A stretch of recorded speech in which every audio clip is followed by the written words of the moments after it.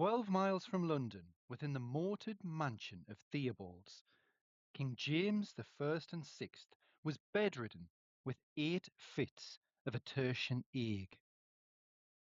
He rallied briefly, but soon suffered a relapse. Unwilling to leave his master, the king's favourite, the Duke of Buckingham, refused to go to Paris to continue discussions about the royal marriage between Prince Charles and Princess Henrietta Maria of France. Charles himself cancelled his review of the Navy. By the 24th of March, 20 days into King James's sickness, the king's fits increased. He called for Prince Charles and tried to speak to him, but had not strength to express his intentions. During a violent tempest at noon on Sunday the 27th of March, King James died, as Robert Carey recorded, to the grief of all true hearts.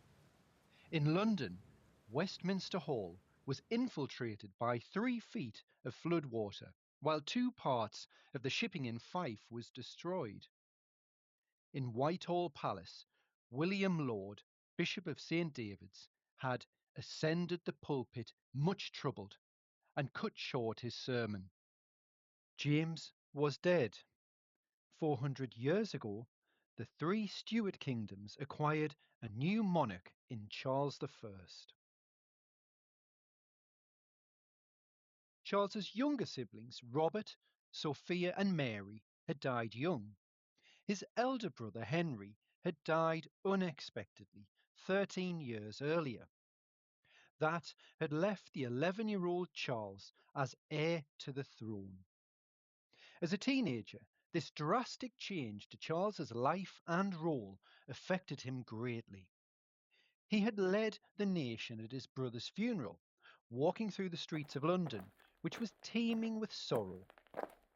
Charles in 1612 was almost the same age as Prince Harry, who in 1997 walked behind his mother's coffin. Sir Symonds D'Ewes remembers that fateful 1612 day as the first public grief that ever I was sensible of, so general as even women and children partook of it. A streaker even broke into Charles's lodgings at St. James's Palace, declaring himself to be the dead Prince Henry's ghost. Masses were devastated by Henry's loss. The Earl of Dorset opined, "Our rising sun is set." People called Henry heaven and earth's delight. John Ward composed mournful music titled "Weep Forth Your Tears." An English translation of a book about civil and military aphorisms made use of Charles's portrait, but ominously declared, "All eyes are upon you. Men look upon your worthy brother in your princely self, holding you the true inheritor of his virtues." Another dedication prophesied that Charles would be a second Charlemagne, or rather the perfections of all the Edwards and Henrys that had gone before him. Henry's shoes were big ones for Charles to fill. Charles excelled at sports, riding at the ring, hunting, pike, but his stature was smaller and slimmer than Henry, which drew cruel comparisons. Not only that, but Henry plumped for alliances with Protestant leaders and war with Catholic powers of Europe. James, however, had been a peacemaker. When Charles's sister and brother-in-law had accepted the throne of Bohemia and were subsequently defeated by the Catholic Holy Roman Emperor, they lived in exile in Holland with no substantial or official military support from James. Charles, however, had thought differently and said so in James's lifetime. He rallied much support for his sister's cause. But Now, as monarch, King Charles I might truly see through his brother's legacy and become a Protestant crusader, his sister's saviour.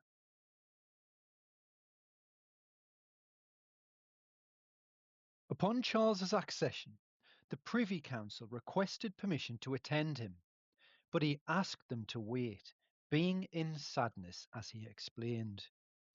The accession suffered no delay, however, and between 5 p.m. and 6 p.m., the new king was proclaimed at the gates of Theobalds. Similar events followed across the country. It was so quickly done that Sir John Oglander on the Isle of Wight heard about Charles's accession before news of James's death. Elizabeth was assured her brother would show a fatherly care. Now, Charles might have thought himself free to be his own man, able to consider aspirations for his reign. Many others certainly pondered as the three kingdoms came to a pivotal crossroads. King James had failed to fully unite his kingdoms, either politically or religiously. Having considered it his divine mission, these policies had proved extremely divisive. So too were the long-standing methods of government that he had furthered. Adoration of favourites, an innate belief in the divine right of kings, and dubious taxation. During the space of 10 years, King James had ruled without a parliament for all but 6 weeks. All of this left many burning grievances, and the fact that James had never declared war on Spain but pocketed subsidies sparked much anger. There was hope that in the advent of a new monarch, this would drive change. And facing vast expectations, Charles's reign had begun.